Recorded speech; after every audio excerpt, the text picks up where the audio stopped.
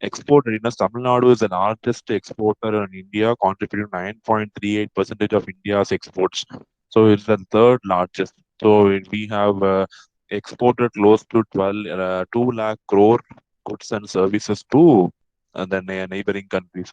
So we majorly export leather and leather goods, textile and garments, automobile and components, engineering goods, which may be software, lines of code, castings, which will manufacturing industry, pharmaceuticals, spices, agro products, marine products. We have electronic hardware and software. So all these are the predominant export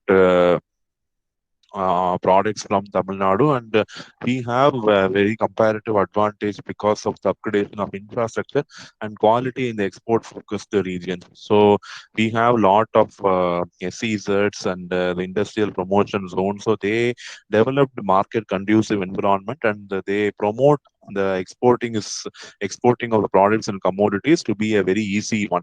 So we also have one what is called the export cell, so which will facilitate exporters, which are who are exporting the raw materials to the countries outside India.